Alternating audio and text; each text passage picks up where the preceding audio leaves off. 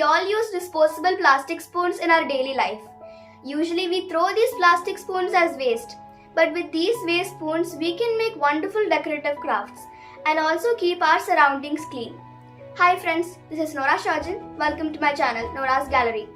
In today's video, we will be making a craft using disposable plastic spoons. If you like this video, please support me by subscribing and clicking on the bell icon and by liking and commenting your suggestions.